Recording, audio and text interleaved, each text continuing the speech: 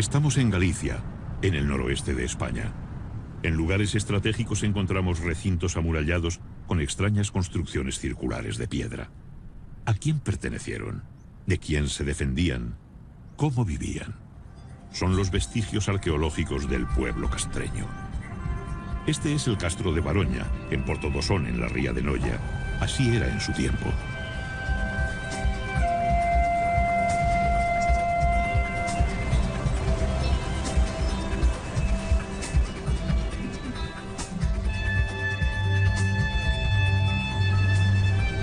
Pero antes de sumergirnos en la vida de los castreños, vamos a viajar al pasado remoto.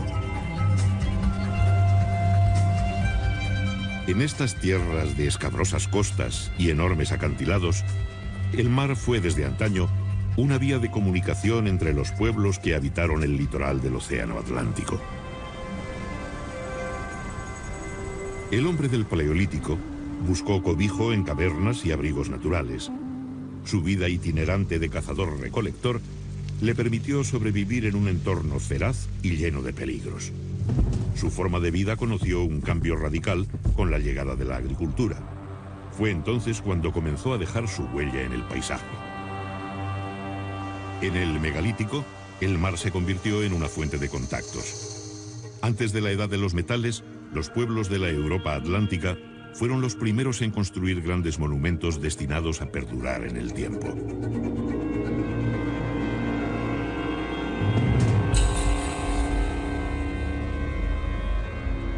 ¿Qué significado tiene el alineamiento de más de 3000 menhires de Karnak en la Bretaña francesa? Tardaron varios siglos en erigirlo, alrededor del 3300 a.C. ¿Por qué lo hicieron? En Irlanda, el túmulo funerario de Newgrange es uno de los monumentos megalíticos más importantes de Europa. Se construyó siglos antes que las pirámides de Egipto. Sus muros externos son de cuarcita. El panteón y los menhires que los rodean están decorados con espirales, círculos y misteriosos trazos en zigzag. ¿Se trataba tan solo de una tumba? Hay estudiosos que lo describen como un enorme observatorio astronómico, al igual que el santuario de Stonehenge, que supuso la extracción, tallado y transporte de enormes bloques de piedra, algunos de hasta 30 toneladas de peso, desde una distancia de 70 kilómetros. Todavía nos preguntamos el porqué de estas titánicas obras, en las que era necesaria la movilización de grandes recursos humanos y económicos, además de una gran capacidad de planificación y organización. En Galicia, las primeras tumbas megalíticas aparecen alrededor del 4500 a.C. Consistían en cámaras funerarias construidas con enormes losas de piedra. Se las conoce como dólmenes. Colocadas verticalmente, las ciclópeas piedras formaban el aposento funerario y un pequeño corredor de acceso. El dolmen se sepultaba formando un túmulo de tierra y piedras. Las mayores losas se tallaban a medida para sellar el enterramiento.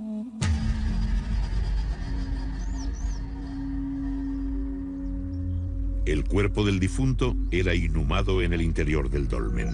Los objetos de prestigio de sus ajuares funerarios ponen de manifiesto la existencia de jerarquías sociales.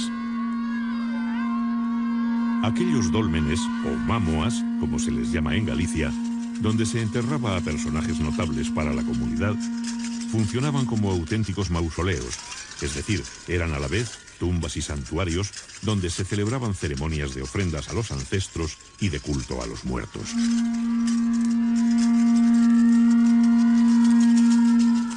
La desintegración de los restos orgánicos por el transcurso del tiempo y la acidez de la tierra dificultan el estudio de estos enterramientos megalíticos. La gran cantidad de fragmentos de cerámica encontrados en los túmulos, muchos de ellos pertenecientes a vasos del tipo campaniforme, nos indican la existencia de libaciones en las ceremonias que realizaban y la introducción de ritos funerarios importados.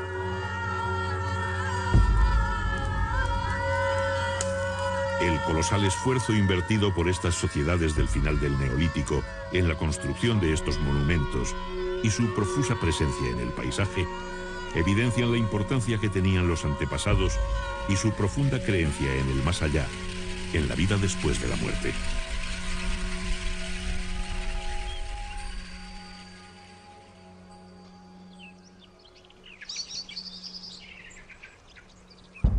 Continuando nuestro viaje por la prehistoria atlántica, encontramos una de las manifestaciones artísticas más singulares de esta época: los petroglifos. El hombre siente la necesidad de plasmar en la piedra aspectos de su vida y sus creencias. Los dibujos se graban por percusión con piedras punzantes de cuarzo o sílex. Los surcos se ensanchan por abrasión. Combinan símbolos de carácter religioso con escenas de la vida cotidiana. Las Rías Bajas gallegas son el principal foco de arte rupestre atlántico, presente también en las Islas Británicas y en la Bretaña francesa.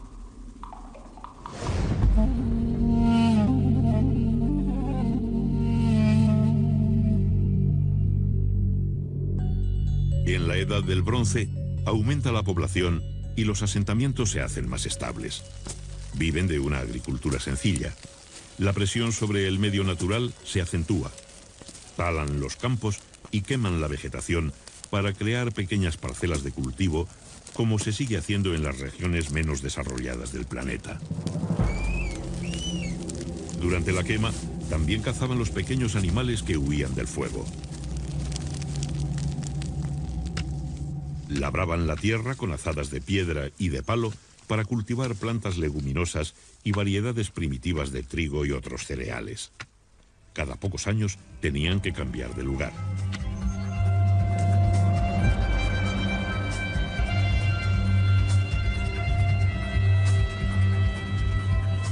La ganadería cobra mayor importancia como actividad económica. Constituye una incipiente industria de productos como carne, lácteos, pieles y lana.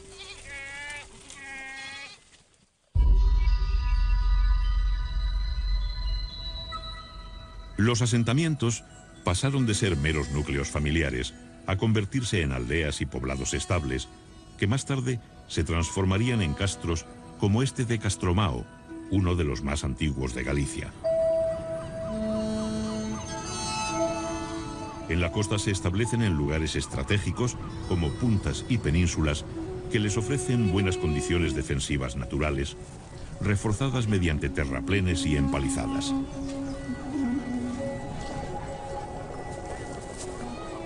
Son de pequeñas dimensiones y están habitados por unas pocas familias.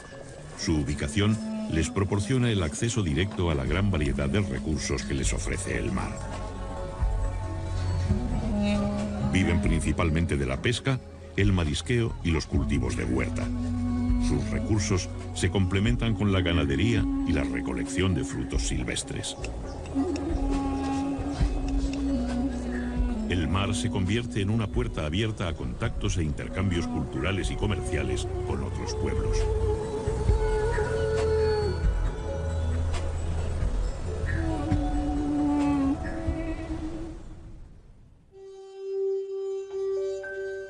La metalurgia, la mayor innovación tecnológica de la historia de la humanidad, provocó una verdadera revolución, un cambio global. Algunas piezas metálicas se convierten en bienes de prestigio y pasan a ser de gran valor. Los útiles de piedra pulimentada sirvieron de modelo a las nuevas herramientas de bronce. Desde la aparición de la metalurgia, en torno al 2500 a.C., las manufacturas metálicas fueron objeto de intercambio a lo largo de las costas atlánticas y más allá. Un intenso tráfico marítimo unía la península ibérica, las Islas Británicas y la zona del Canal de la Mancha. Navegaban en embarcaciones construidas con mimbre y revestidas de pieles impermeabilizadas con sebo.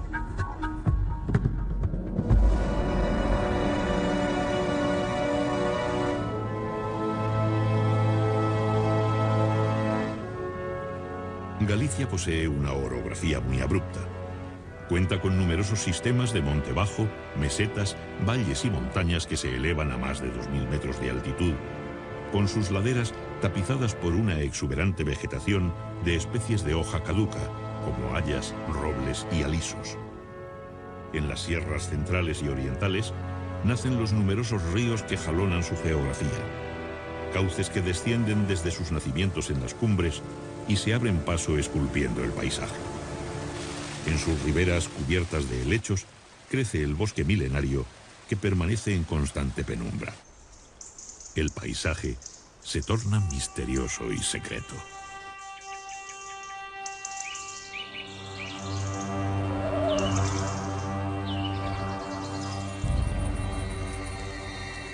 Las sociedades de la Edad del Bronce sacralizaron la naturaleza con divinidades asociadas a montañas, ríos, manantiales, lagunas y bosques. Chamanes y curanderos encontraron la inspiración de su don en el corazón de estos bosques, que todavía hoy son objeto de enigmáticos relatos sobre brujas y sortilegios. Muchos rasgos de las prácticas religiosas de la Edad del Bronce han llegado hasta nuestros días, fosilizados en el folclore europeo. Ninfas, trasgos, gnomos y otros espíritus son entidades míticas que hunden sus raíces en esta remota época. Posiblemente, los pescadores y cazadores que se adentraban en estos parajes ocultos se sometían a algún tipo de iniciación parecida a las que todavía se realizan en algunas comunidades de creencias animistas de África y América, para protegerse de las terribles fuerzas sobrenaturales que existían en estos lugares.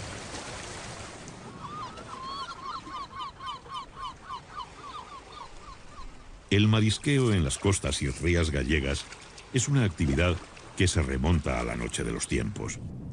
El llamado fenómeno de afloramiento provoca un extraordinario aumento del fitoplancton en el agua que convierte este litoral en un área de pesca y de biodiversidad única en el mundo.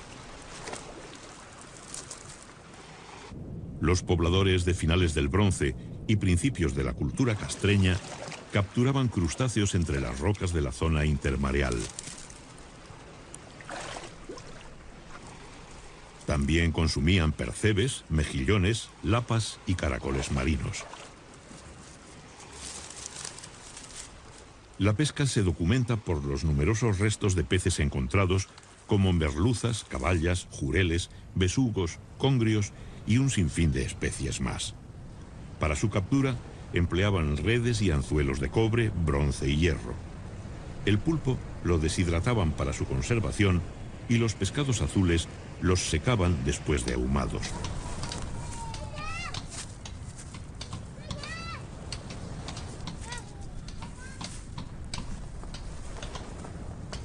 La mayoría de las comunidades castreñas eran autosuficientes para cubrir sus necesidades básicas. Incluso tenían capacidad para producir excedentes. En sus corrales criaban animales domésticos como conejos, cerdos y algunas aves. Las necesidades que no podían satisfacer, como la sal y los minerales destinados a la metalurgia, motivaban constantes trueques con otras aldeas. El curtido de pieles era la base de la industria del cuero. Con ellas confeccionaban todo tipo de accesorios del vestido, correajes y calzado.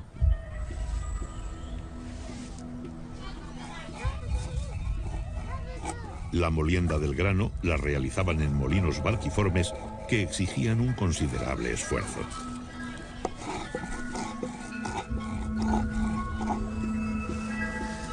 Los poblados eran agrupaciones de familias que compartían gran parte de sus recursos. Muchos de los trabajos relacionados con el sustento se realizaban para toda la comunidad.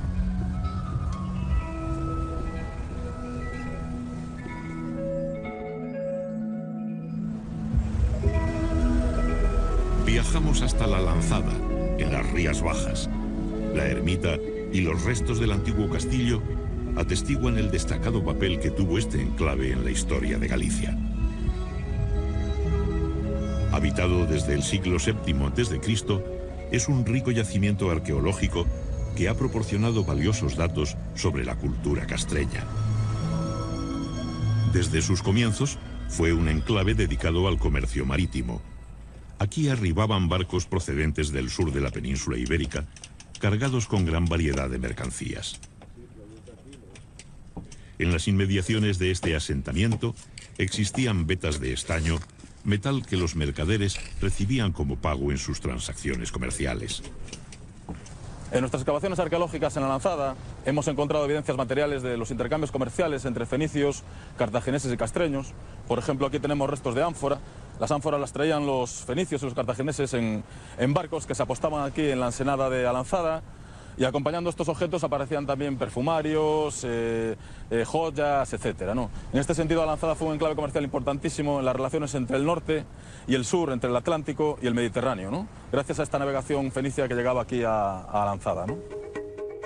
A finales del Bronce, los fenicios fundaron emporios comerciales en todo el Mediterráneo. Viajaron hasta los confines del mundo conocido, atraídos por la riqueza de las míticas Casitérides, las islas del estaño, que los relatos antiguos situaban en el tenebroso océano, más allá de las columnas de Hércules. Las Casitérides eran para los mediterráneos una especie de Eldorado, un lugar de su geografía mítica que representaba la proverbial abundancia de metales de las tierras atlánticas. Comerciaron con los pueblos atlánticos durante centurias hasta la caída de Cartago en el siglo II a.C. Traían vajillas, joyas, tejidos, conservas, sal y metales. A comienzos del primer milenio a.C., los fenicios ya habían introducido el hierro y el vidrio en los circuitos meridionales del comercio atlántico.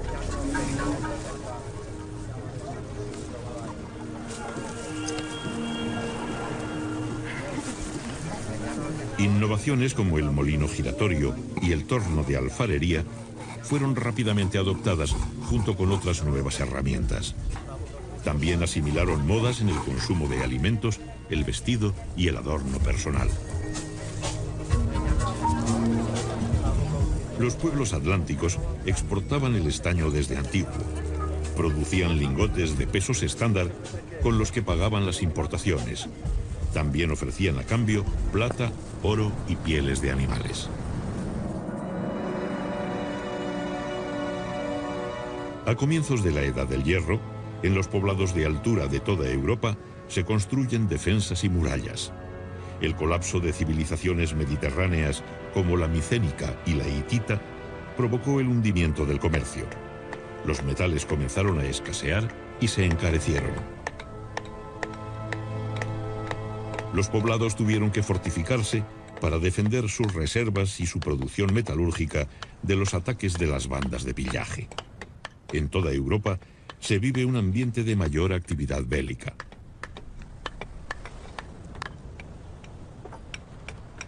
Las nuevas herramientas de hierro permitieron a los castreños perfeccionar las técnicas de cantería, carpintería y construcción. Al mismo tiempo que los poblados se amurallaron convirtiéndose en pequeñas fortalezas, las viviendas de barro se transformaban en casas de piedra.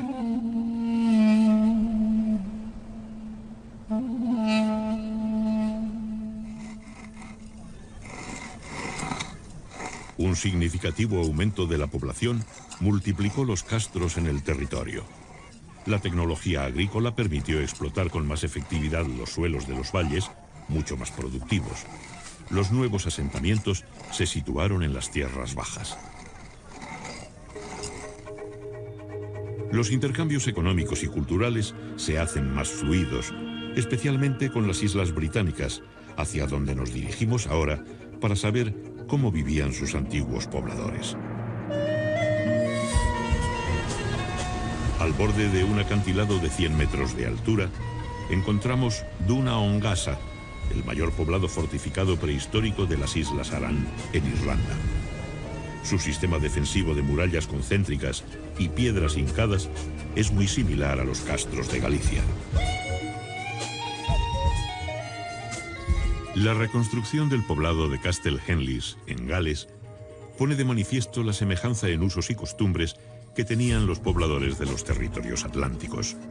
Sus casas de planta circular, paredes de piedra y techumbre cónica vegetal son prácticamente iguales a las castreñas.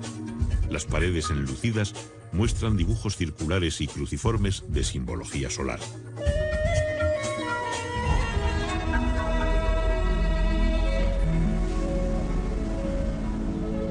En la desembocadura del río Miño, el monte de Santa Tecla alberga uno de los castros más célebres del noroeste de España.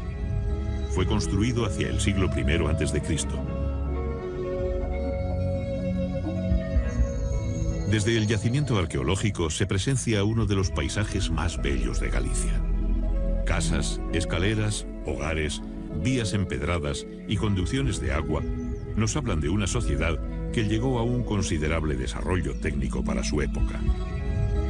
Los canteros labraban las piedras de diferentes maneras para adaptar las construcciones al terreno.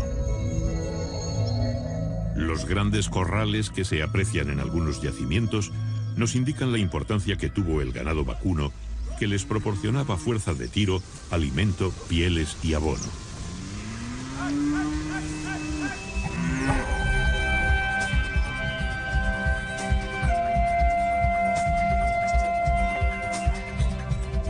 En Galicia, la naturaleza se muestra con toda su fuerza. Las grandes mareas dejan al descubierto bancos de arena, estuarios y playas que favorecen el desarrollo de especies de bivalvos marinos, como almejas, berberechos, ostras, lapas, navajas y vieiras.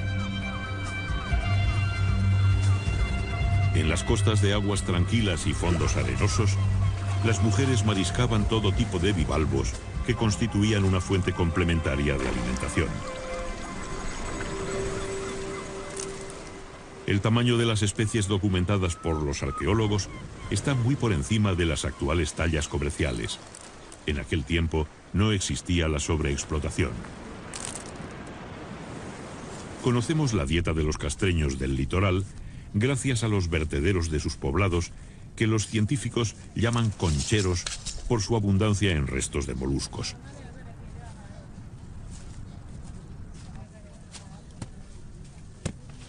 La actividad textil estaba a cargo de las mujeres. Los numerosos restos de husos y pesas de telar encontrados en las excavaciones revelan que la confección de tejidos era de gran importancia para estas comunidades. El lino y la lana constituían la base de la industria textil, que también incorporó las innovaciones mediterráneas. Telares compuestos y de placas, ruecas y sarillos permitieron perfeccionar la hilatura y el tejido. Del exterior llegaron nuevas influencias en el vestido y adorno personal. El afeitado se pone de moda. Para preservar el grano de la humedad, fabricaban los cabazos de mimbre, que fueron los precursores de los típicos hórreos gallegos.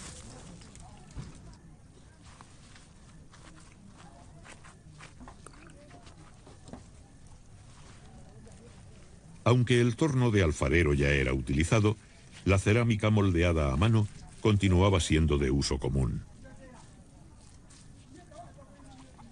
Para su fabricación se elaboraban rulos de arcilla que eran colocados en espiral, creando la forma básica del cacharro.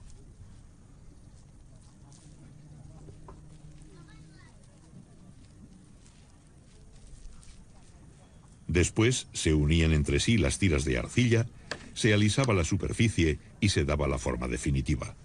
Luego lo dejaban secar completamente antes de someterlo al fuego.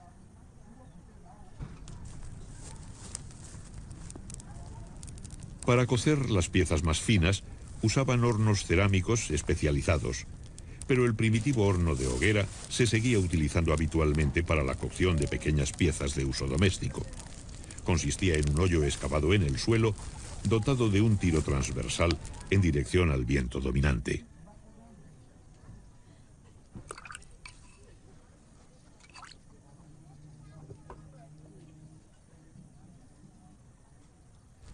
Más tarde, la pira se cubría parcialmente con tierra para concentrar el calor.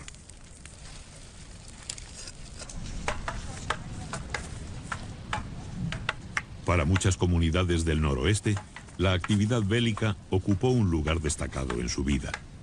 Desde jóvenes se preparaban para la guerra.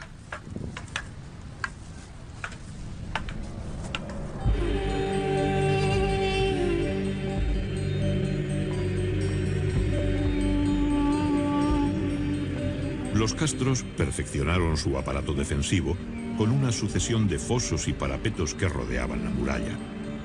También se reforzaron las defensas en las puertas de acceso con muros y torreones que las flanquean. Estaban construidos para ver y ser vistos. En poblados de última época, como en este de Villadonga, en Lugo, las murallas poseían una intencionada monumentalidad que prestigiaba el conjunto.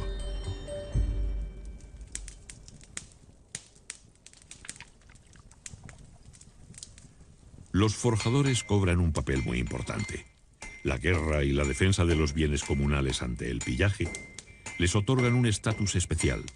De ellos depende la producción y la mejora de las armas. También son importantes por favorecer la expansión de la agricultura gracias a la fabricación de herramientas de labranza.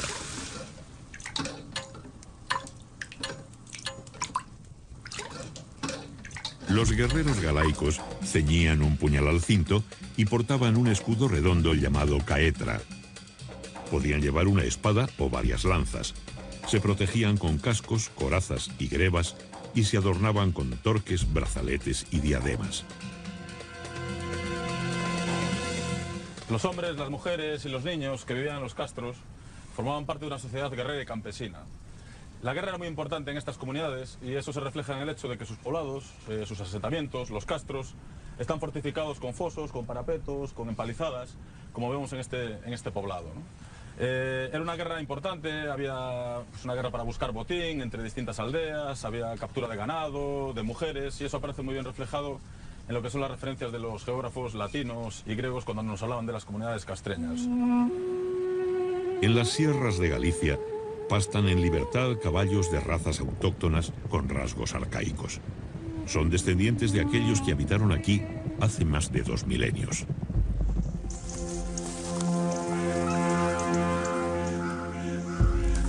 Los caballos eran un símbolo de poder y riqueza. Nunca formaron parte de la dieta, se utilizaban para la guerra y en los sacrificios.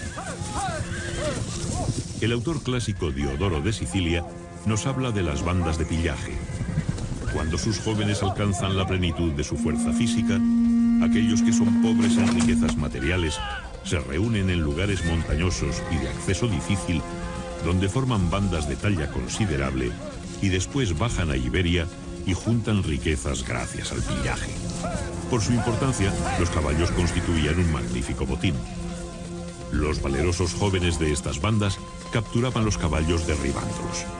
Posiblemente esta forma de atraparlos haya perdurado hasta nuestros días en la popular fiesta de las Rápadas Vestas, en la que una vez al año bajan los caballos del monte, los apresan y les cortan las crines.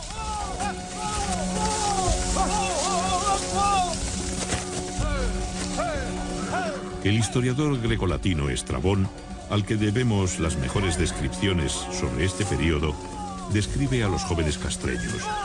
Son hábiles en emboscadas y exploraciones, ligeros y capaces de salir de los peligros. Al parecer tenían un gran conocimiento de las técnicas militares, matizadas por sus propias reglas, que enfatizaban el valor personal, la intimidación, la bravura y la ferocidad.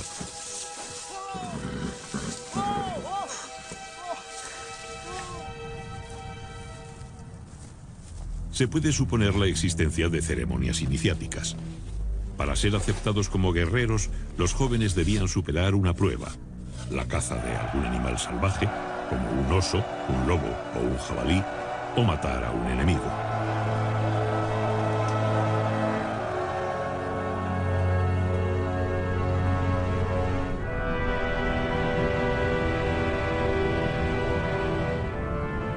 Parece sacada de un cuento. En esta pequeña península, en la ría de Muros y Noia, batida por el mar y los furiosos vientos oceánicos, se encuentra la Recoleta Ciudadela de Baroña, uno de los yacimientos prehistóricos más espectaculares y visitados de Galicia. Es un lugar enigmático. El visitante experimenta un magnetismo comparable al que se percibe en el famoso cromlech de Stonehenge. La monumentalidad de sus estructuras y su situación geográfica hace que sea un yacimiento excepcional entre los más de 3.000 que existen en Galicia, más o menos la mitad de los que hay en toda la Europa atlántica. Su muralla, dispuesta en varios circuitos a diferentes niveles, posee un intencionado sentido escenográfico. Esta audaz obra pública refleja una decisiva voluntad de alcanzar prestigio sobre las comunidades vecinas.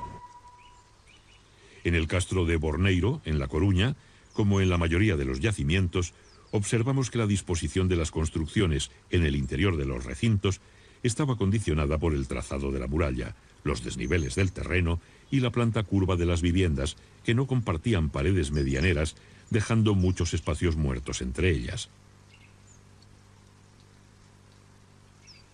En los poblados de última época hacen su aparición los trazados rectilíneos y las construcciones de planta cuadrangular, que aprovechan mejor el espacio adosándose unas a otras. Las viviendas tenían puertas resguardadas por machones y tejados a dos aguas. El urbanismo castreño alcanzó un gran desarrollo en el área meridional, desde las Rías Bajas hasta el río Duero en el actual Portugal. Aquí surgieron los grandes poblados denominados citanias, como las de Briteiros y Sanfins. Eran protociudades que concentraban una gran población y cumplían un papel central en la organización territorial. En la misma época se construyen los llamados monumentos con horno o saunas castreñas, como esta de Punta dos Prados, en Ortigueira, en la provincia de La Coruña. Una de las mejor conservadas es la del castro de Briteiros. Estrabón nos cuenta que los galaicos tomaban baños de vapor y luego de agua fría. Estaban construidas con grandes placas de piedra que las aislaban del exterior.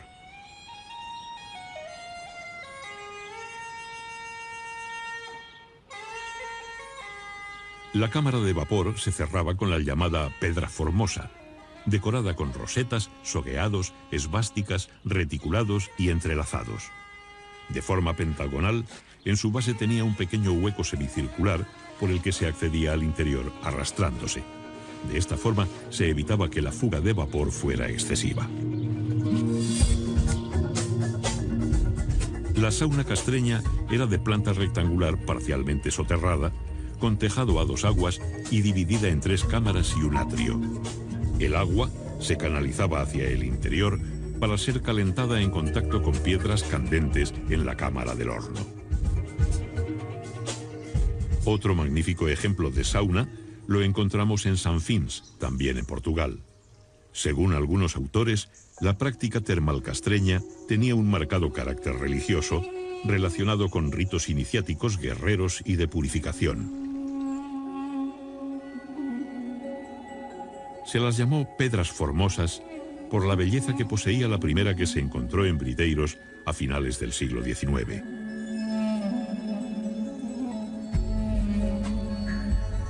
Los elementos decorativos combinaban motivos que recuerdan a los de la orfebrería.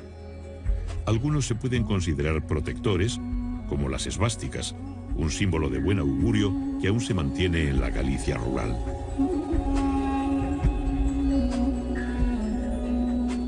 Los diseños decorativos castreños son geométricos con un predominio de la línea curva.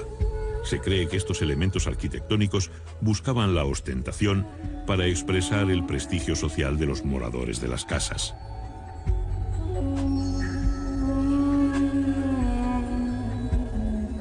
Se conocen una treintena de estatuas de guerreros galaicos. Representan figuras masculinas en pie, en actitud de parada y exhibiendo sus atributos militares.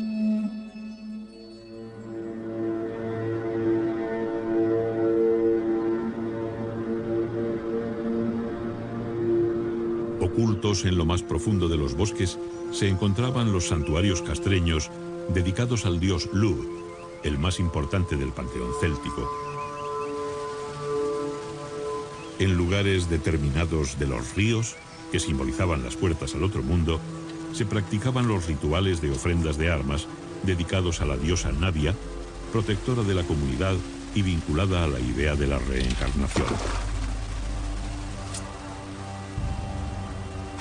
Los guerreros se despojaban de sus armas ante la presencia de chamanes consagrados a esta deidad.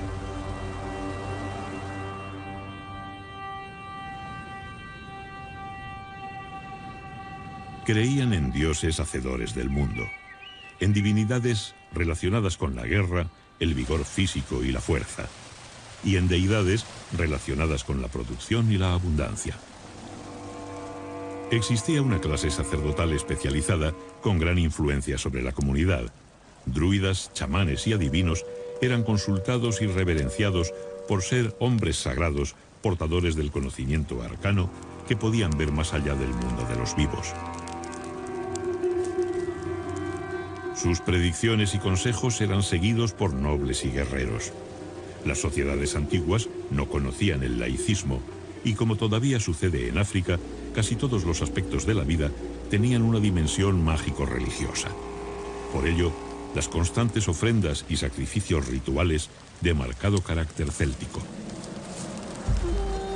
Desde su origen en el norte de los Alpes, la lengua celta se extendió por todo el occidente, llegando a la península ibérica, donde se hablaban variantes arcaicas de esta lengua.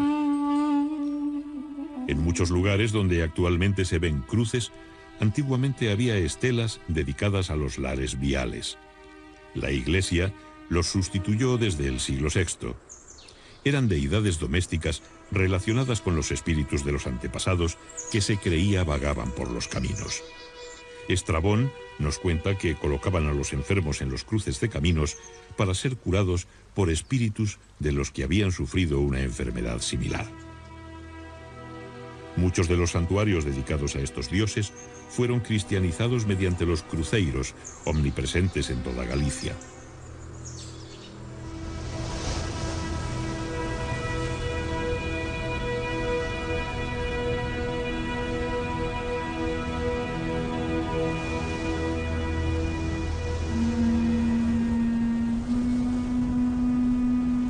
El cuerno fúnebre suena desde lo más alto del acantilado. Un poderoso guerrero ha muerto y va a ser incinerado. Estos farallones que se adentraban en el mar, al igual que las islas, eran considerados territorios limítrofes entre el mundo de lo terrenal y el sobrenatural, situado en un lugar lejano en medio del océano.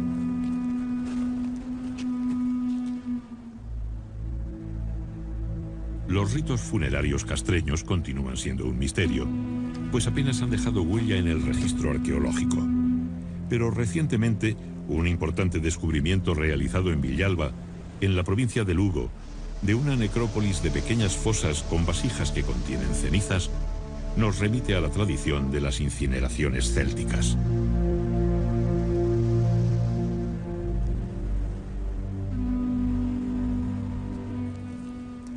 El difunto era despojado de sus joyas personales como pulseras, torques y su puñal de antena. El oficiante entregaba sus armas y posesiones al sobrino del finado. En estas tierras del noroeste, tradicionalmente las hijas heredaban de sus madres. Los varones estaban ligados especialmente a su tío materno.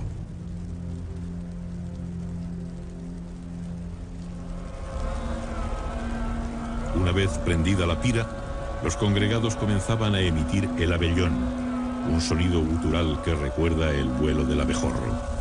Hasta hace pocas décadas se realizaba en algunos velatorios de Galicia. El cuerno sonaba con fuerza para llamar a los espíritus de los antepasados para que acompañasen el alma del difunto más allá de la línea del crepúsculo marino, donde se situaba el paraíso de los celtas.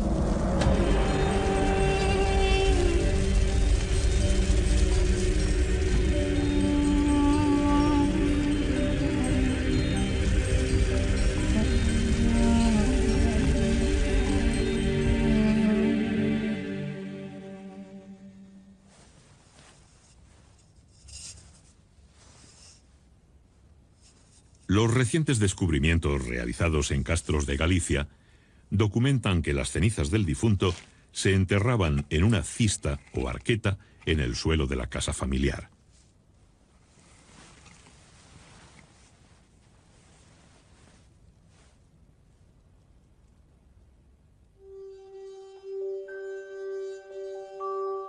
Este carro funerario del Museo Martins Sarmiento de Guimaraes muestra cómo trabajaban el metal desde el tercer milenio a.C.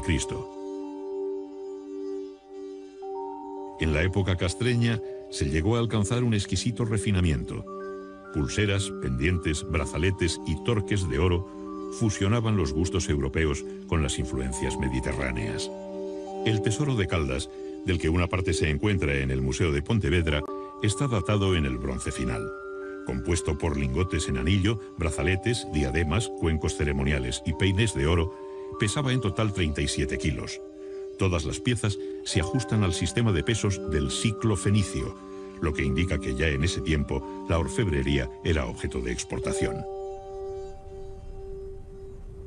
El castro de San Cibrao de Las, en Orense, es uno de los más grandes y mejor conservados. Vemos conjuntos de viviendas y almacenes que abren sus puertas hacia un patio central enlosado. La independencia social y espacial de estas unidades denota la marcada autonomía económica de cada familia.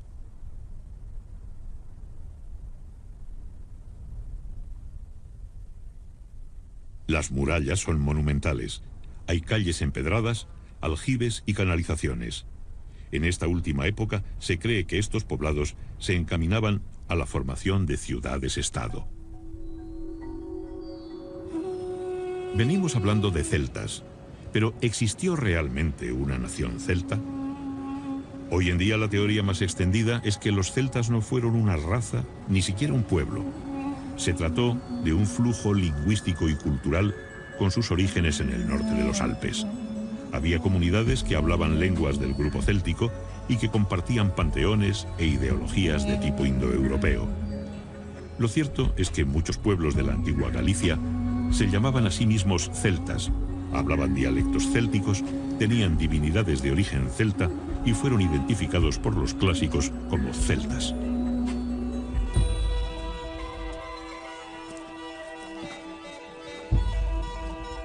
Los banquetes siempre han favorecido la fraternidad entre los comensales. En aquella época, y según el cronista Estrabón, en ocasiones especiales, los jefes castreños de diferentes clanes celebraban banquetes que adquirían un carácter de ritual. El cronista grecolatino nos cuenta que se sentaban en bancos construidos alrededor de las paredes, situándose según edad y dignidad.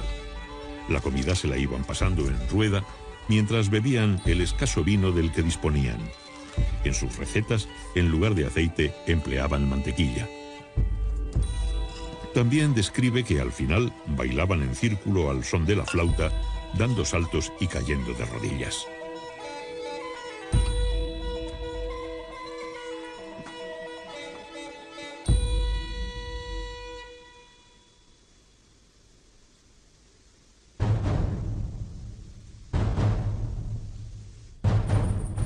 La sedante quietud de la naturaleza se ve alterada por un lejano son. Bajo la bóveda vegetal se propaga el eco de un extraño visitante. La paz se ve amenazada por la llegada de las legiones romanas. Los romanos no eran desconocidos para los castreños. Muchos mercenarios galaicos habían participado junto a Aníbal en su marcha contra Roma a través de los Alpes. En su inexorable avance encontraban vestigios de culturas milenarias.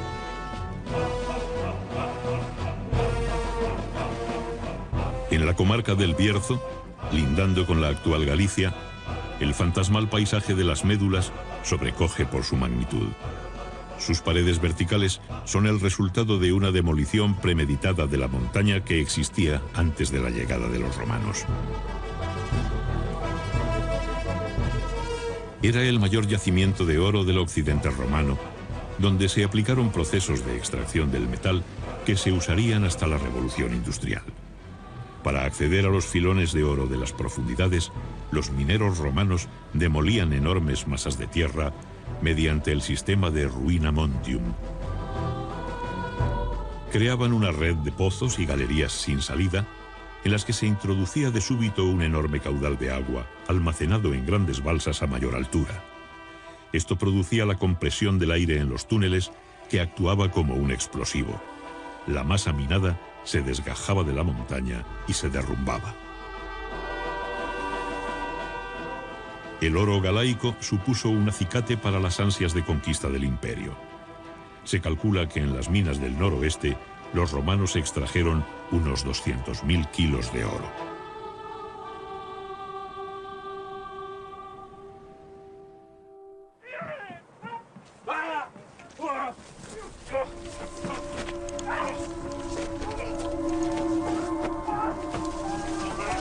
Los castreños han capturado a un tribuno romano y se disponen a sacrificarlo para utilizar su cuerpo en un ritual de adivinación.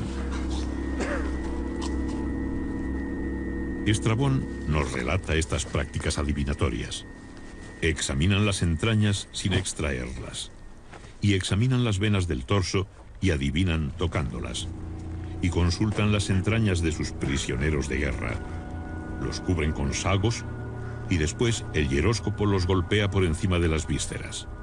Dan un primer presagio por la forma en que cae el cuerpo. Cortan la mano derecha de los prisioneros para consagrarla al dios Ares. La ocupación del territorio noroccidental peninsular fue lenta y costosa. La conquista se realizó en 3 fases. En el año 136 a.C., Bruto el Galaico anexionó la zona entre los ríos Duero y Miño.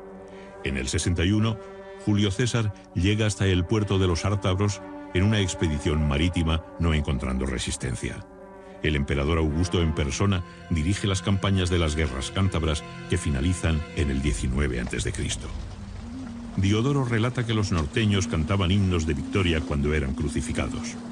Los prisioneros se suicidaban, las madres mataban a sus hijos antes que caer esclavos. Preferían la muerte a la derrota. La llegada de los romanos trajo el ocaso a los galaicos. El poder imperial se apoyó en las estructuras existentes para integrar a la población. A finales del siglo I después de Cristo, se puede dar por finalizada la cultura castreña.